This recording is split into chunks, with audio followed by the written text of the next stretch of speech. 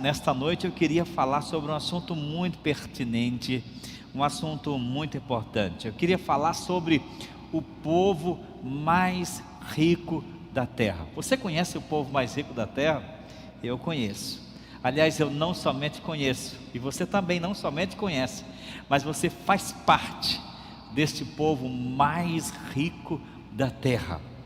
Eu queria ler com você um texto da palavra de Deus, na carta que escreveu o apóstolo Paulo aos Efésios, capítulo 1, versos 3 a 14. Se você tem uma Bíblia, abre aí na sua casa, vamos ler juntos a palavra do Senhor.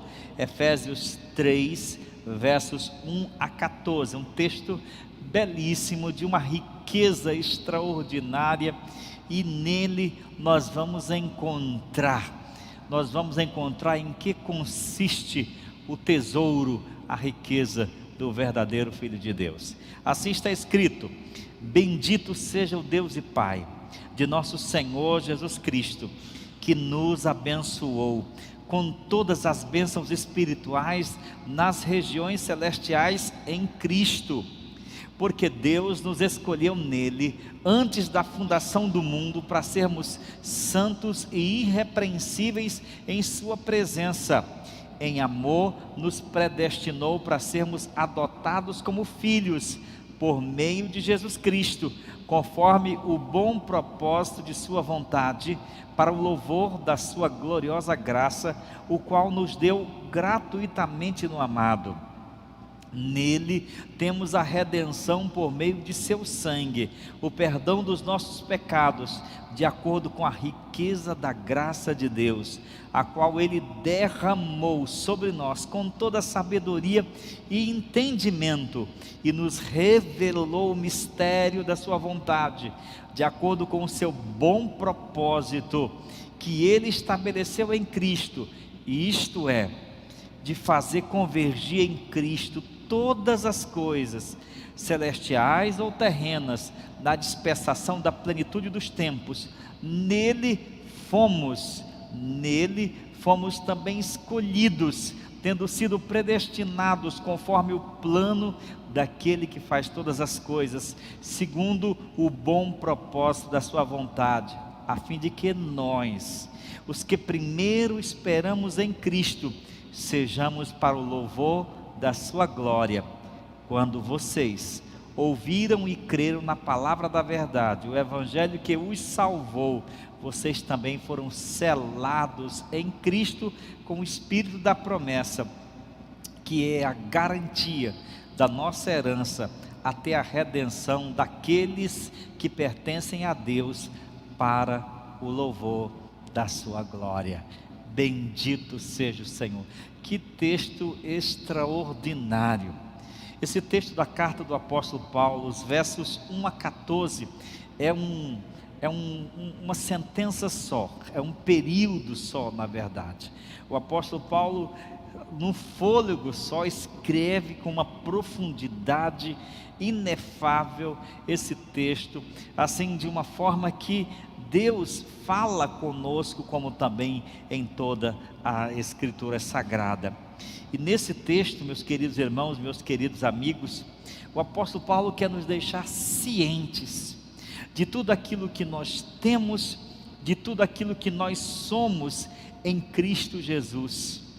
O apóstolo adora a Deus e louva a Deus pelas bênçãos que Ele nos concedeu.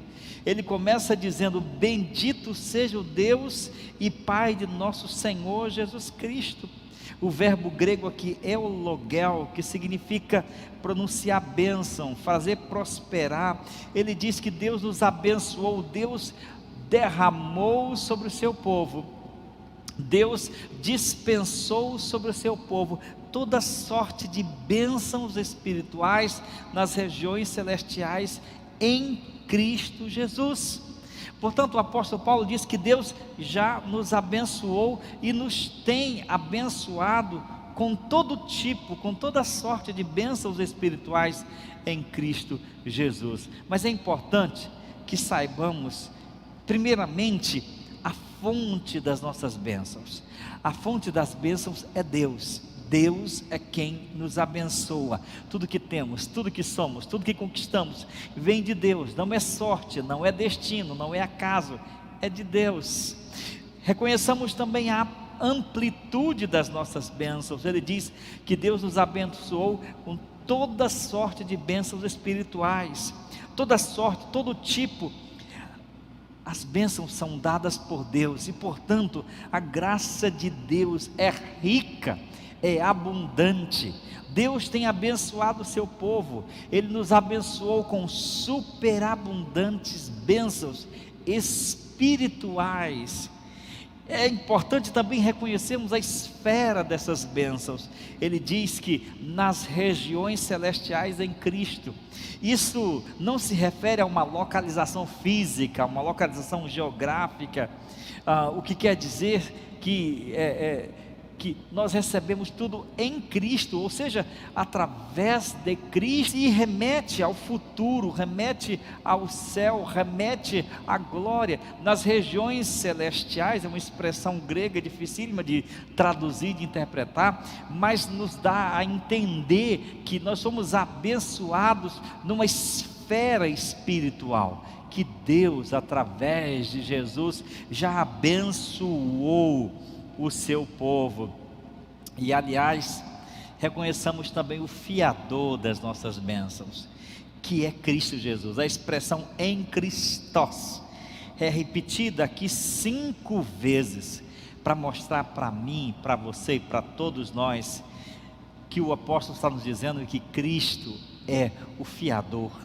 É em Cristo que somos salvos, é em Cristo que somos perdoados, é em Cristo que somos aceitos, é em Cristo que somos abraçados, é em Cristo que somos guardados, é em Cristo que somos guiados, é em Cristo e por Cristo que estaremos na glória.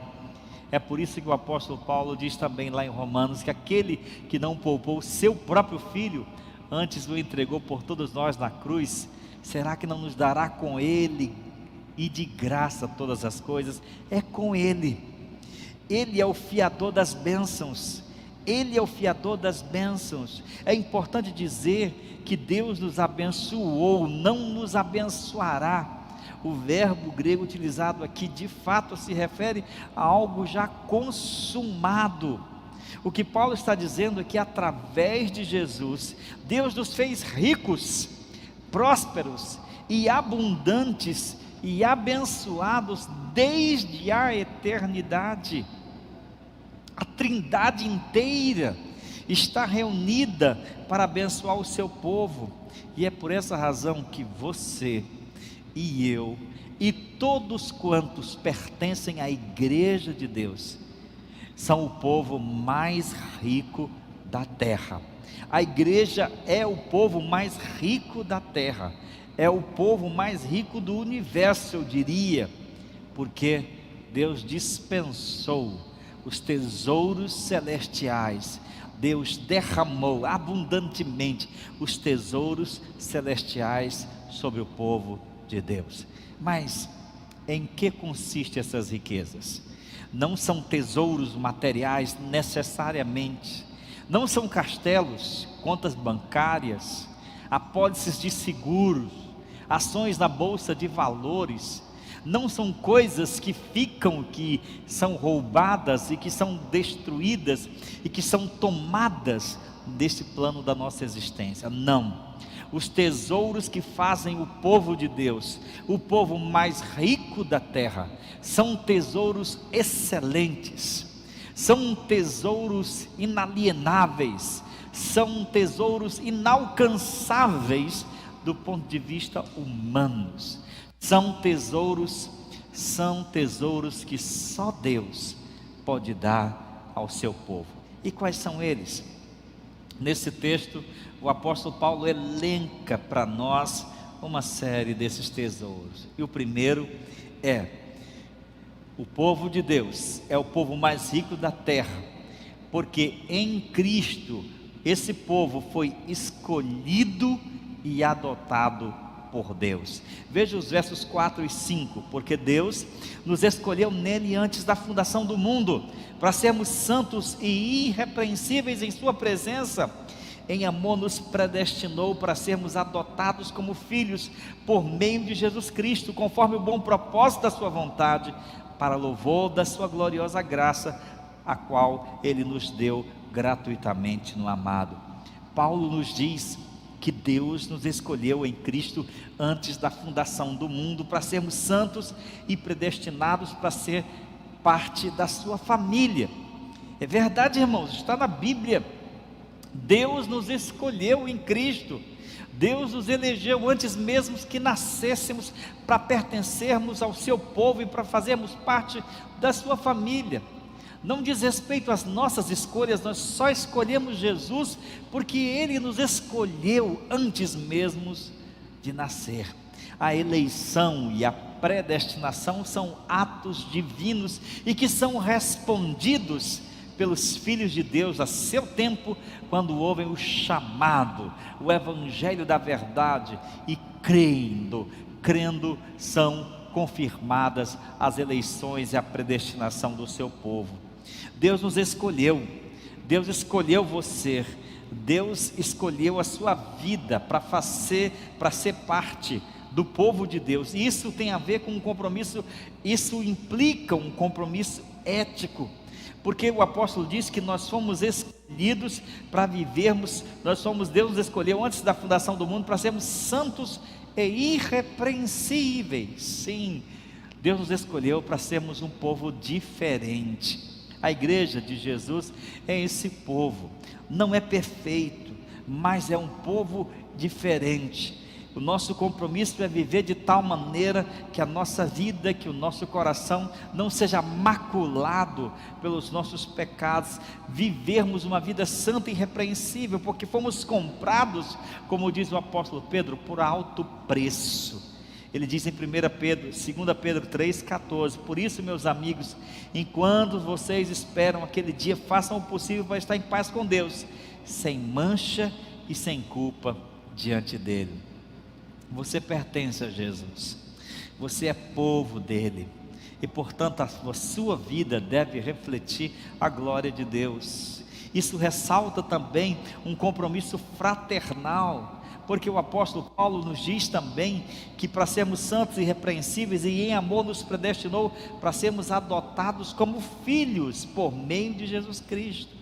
Ora, eu não sou o único filho de Deus, você não é o único filho de Deus. Deus nos deu uma família, e essa família se chama igreja. Há muitas pessoas que não gostam da igreja. Quem não gosta da igreja, possivelmente foi ferido, foi machucado, sofreu decepções no meio eclesiástico. É até compreensível que alguns desenvolvam uma certa ojeriza, um certo sentimento de repulsa com comportamentos de algumas pessoas, com comportamentos hipócritas de algumas pessoas. Mas eu quero dizer para você que odiar a igreja é odiar o Senhor da igreja, que rejeitar a igreja é rejeitar o cabeça da igreja, que é Cristo Jesus.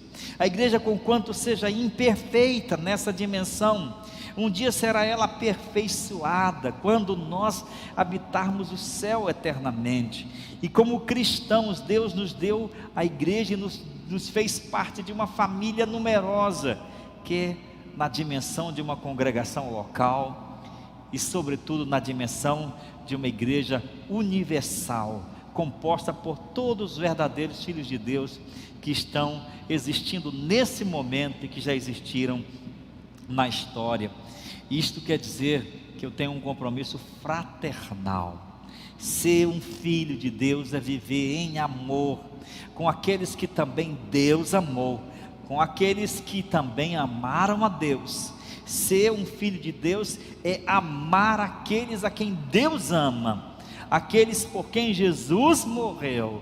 E é por isso que Paulo vai dizer que assim Deus nos adotou como seus filhos, nos predestinou para sermos seus filhos e para andarmos em amor ao próximo e uns aos outros. Somos parte da família de Deus, adotados como filhos, por meio de filhos, pelo fato de sermos seus filhos, também devemos viver para a sua glória e viver também em amor.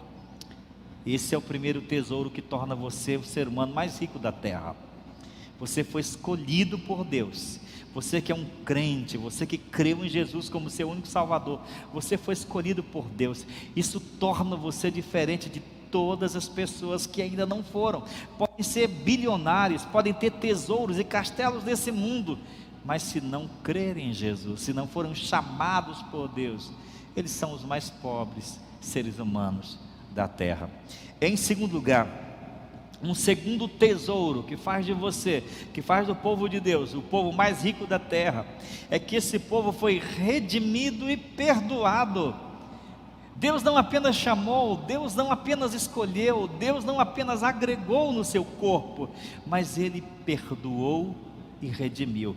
Veja os versos 7 e 8, nele temos a redenção por meio de seu sangue, o perdão dos pecados, de acordo com a riqueza da graça de Deus, a qual Ele derramou sobre nós com toda a sabedoria e entendimento. Louvado seja Deus. O apóstolo Paulo diz que em Cristo, esse povo que foi separado dos demais da terra, esse povo que é também pecador, foi junto, foi unido, foi agregado na comunidade do corpo de Cristo. Ele foi redimido, e para ser redimido ele foi também perdoado, porque na cruz Cristo pagou nossa dívida impagável.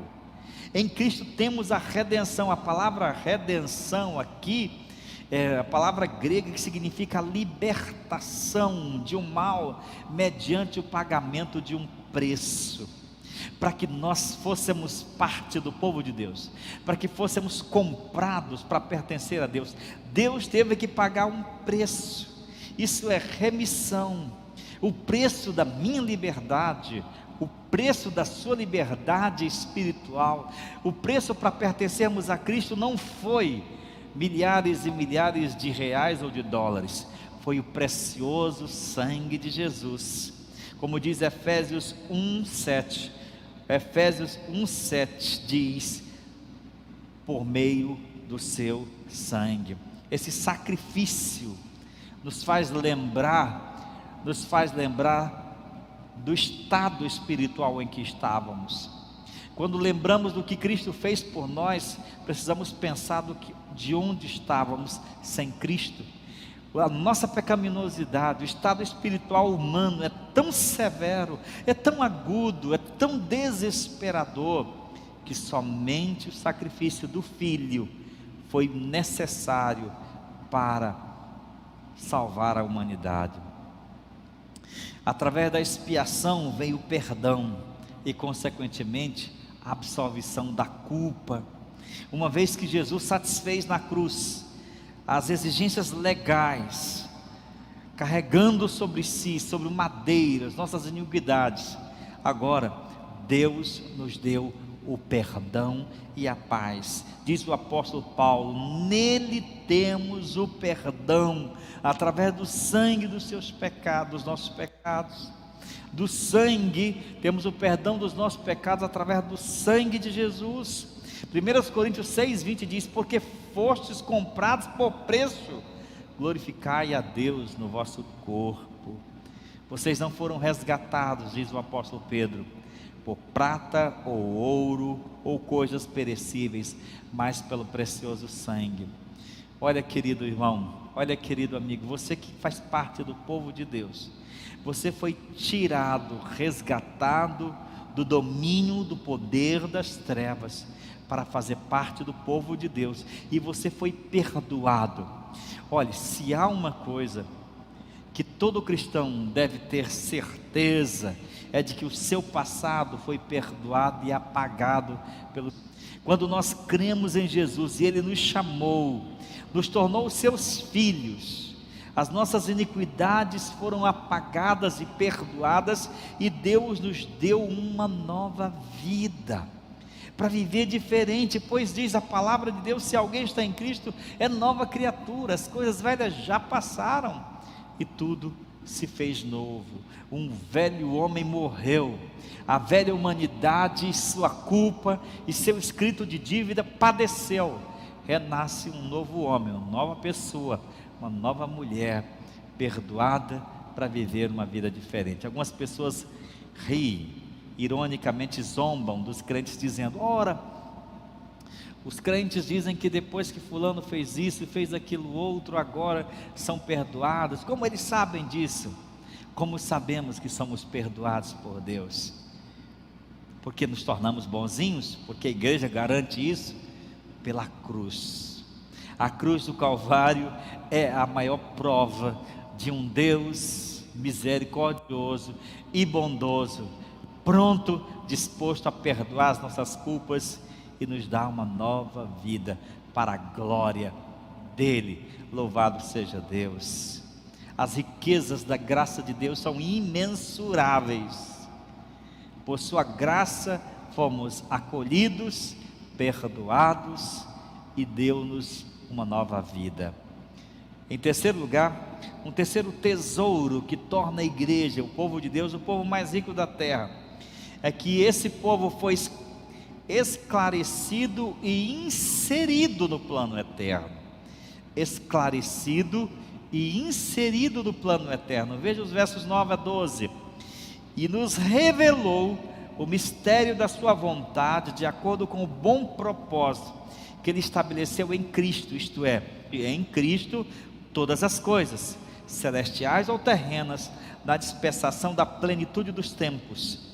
Nele também fomos escolhidos, tendo sido predestinados, conforme o plano que faz todas as coisas, segundo o propósito da sua vontade, a fim de que nós, os que primeiro esperamos em Cristo, sejamos para o louvor da sua glória. Louvado seja Deus. Ele nos revelou, é o que diz o apóstolo Paulo. O povo de Deus é um povo a quem Deus conta os seus segredos, os seus mistérios. O texto diz que Deus revelou para a igreja, revelou para o apóstolo e consequentemente para todo o seu povo, os mistérios da vontade de Deus que estavam ocultos, mas que estavam sendo revelados naqueles dias.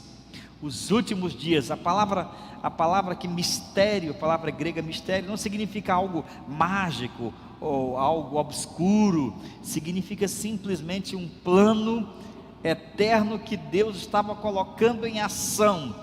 O projeto divino de redenção humana, o plano secreto que estava sendo revelado em Cristo Jesus. E que plano era esse? Que no devido tempo, no devido momento em que Deus havia predestinado, Ele ia reunir sob a autoridade de Cristo tudo que existe no céu, tudo que existe na terra. Esse mistério também consistia em que o Evangelho estava aberto a todos os homens, judeus e gentios, gregos, romanos, pagãos e judeus. Todos, o Evangelho era o poder de Deus para alcançar a humanidade em suas necessidades. Deus contou os seus segredos para a igreja. A igreja é essa manifestação visível do povo exclusivo de Deus, que Ele escolheu em Cristo Jesus. Somos um povo não somente a quem Deus revela segredos, mas também um povo a quem Deus inclui. O texto nos diz que nele fomos escolhidos, tendo sido predestinados. Deus tinha um plano, e esse plano envolvia a mim, envolvia você, envolvia todos aqueles que um dia, mediante o chamado do Evangelho, creriam em Cristo Jesus. Isso é extraordinário, irmãos, porque Deus não faz distinção entre homem e mulher, entre pobre e rico, entre judeu, entre grego. Deus não faz distinção, somos todos criados à imagem e semelhança de Deus, e mediante o Evangelho, Deus chama a todos para crer.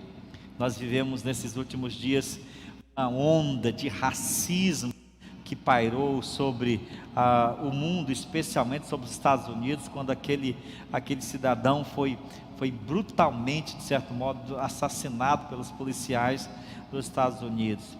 E aqueles levantes, aquelas manifestações legítimas contra o racismo, realmente mostram o o quão mal é o ser humano. Deus não distingue entre cor, entre raça, entre classe social. Somos todos iguais perante Ele.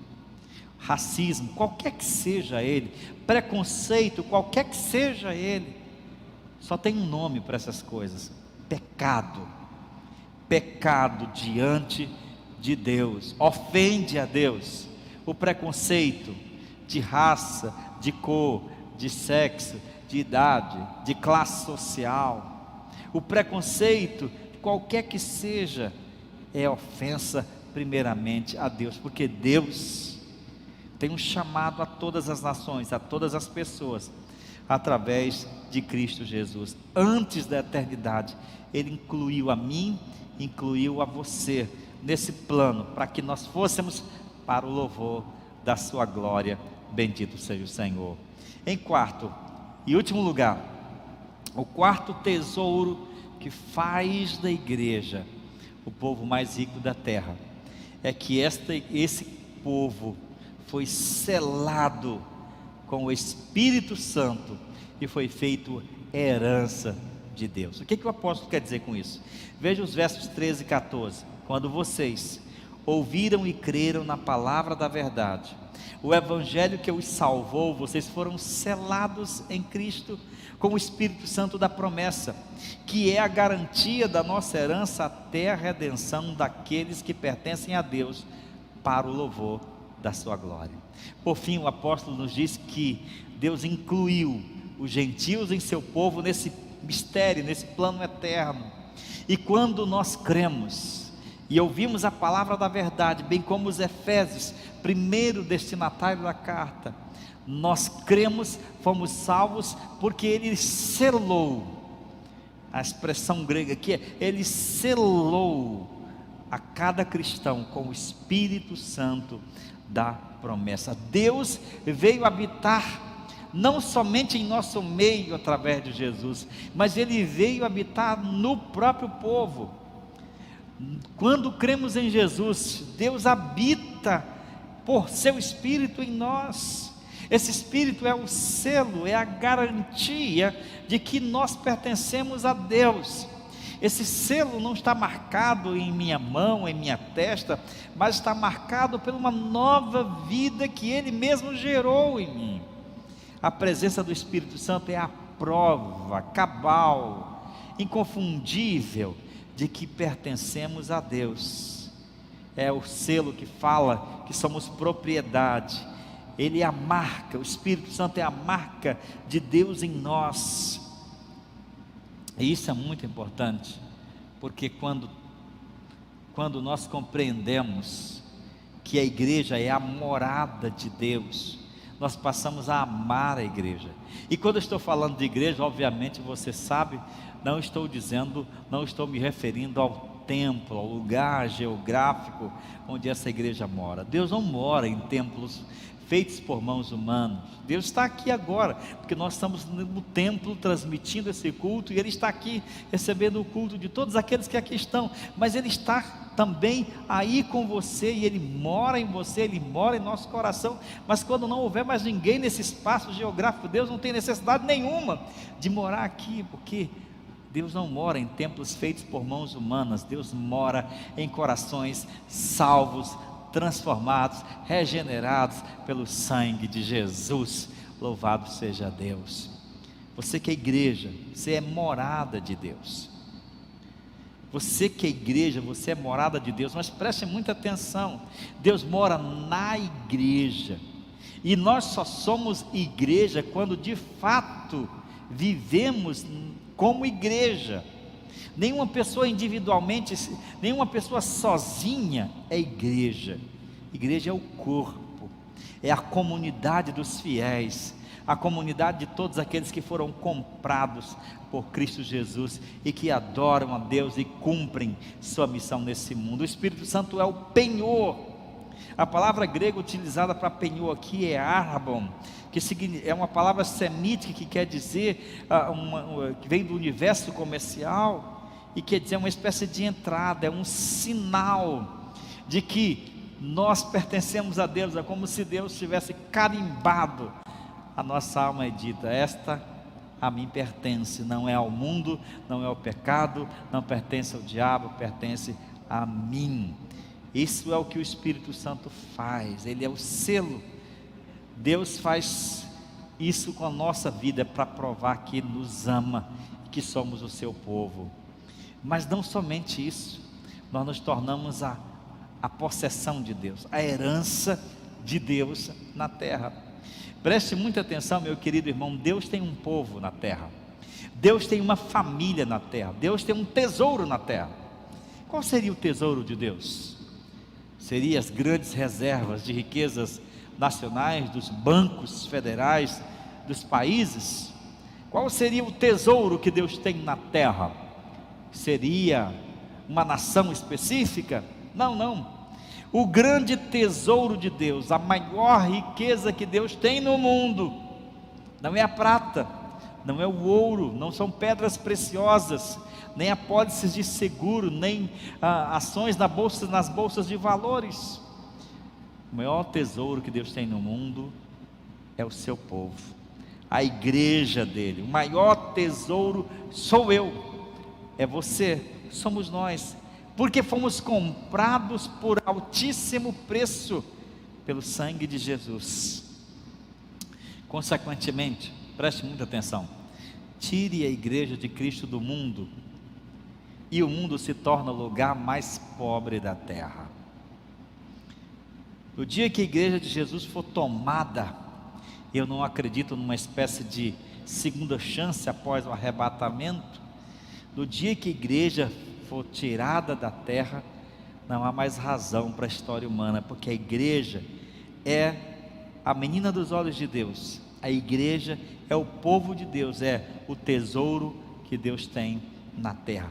Que privilégio para mim, para você ser igreja, que privilégio para nós pertencer ao povo de Deus, ser filho de Deus e nos tornarmos o povo mais abundante da terra, o povo mais rico da terra, dos tesouros celestiais que nos foram doados em Cristo Jesus. Quero concluir dizendo, tudo isso nos diz que nós, o povo de Deus, somos esse povo, o povo abençoado em todos os sentidos. Em Cristo Jesus Ele já nos abençoou com toda sorte de bênçãos. Fomos escolhidos e adotados, fomos redimidos e perdoados, fomos esclarecidos e inseridos no plano eterno, fomos selados pelo Espírito e fomos feitos o tesouro de Deus na terra. Agora, o que eu devo fazer? Agora o que eu tenho que fazer, pastor, é agradecer. Como eu posso agradecer? Como agradecer a Deus por tudo que Ele fez por mim? Bênção sem medida, vem provar o seu amor sem fim, como diz o cântico, nem anjos podem expressar a minha eterna gratidão, pois tudo o que sou e o que devia ser, eu ofereço a Deus, porque de fato Ele nos fez o seu povo mais rico,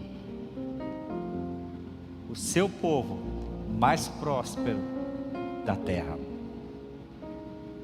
Talvez você diga assim, mas pastor, eu tenho necessidades de pão, eu tenho necessidade de saúde, eu tenho necessidades, saber dessas coisas, em que mudará a minha vida?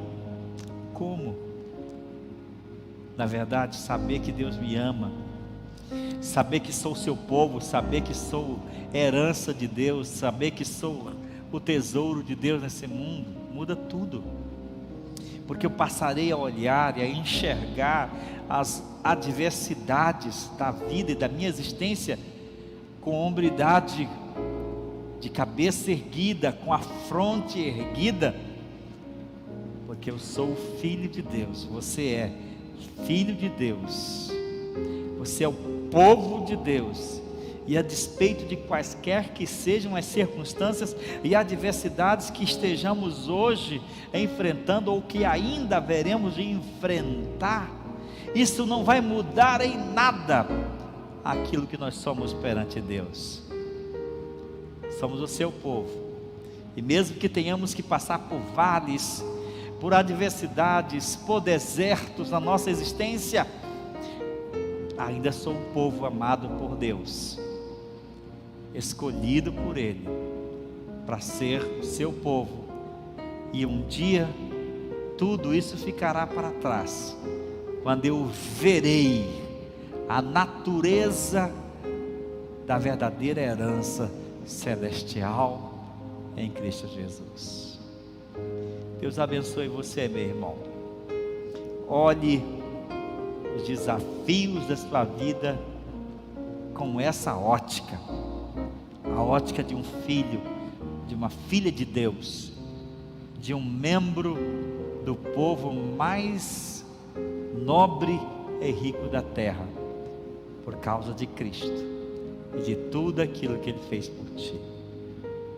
Amém? Eu quero orar com você. Eu quero orar pela sua vida agora.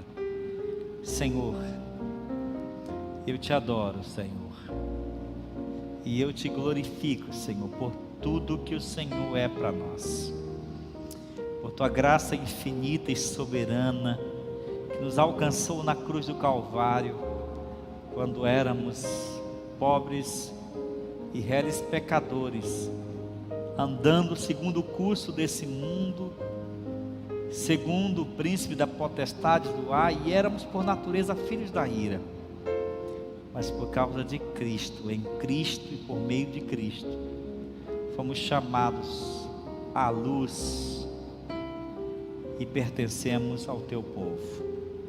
Oh Deus, não tem palavras, não há linguagem que possa traduzir de modo adequado o que deveríamos te dizer.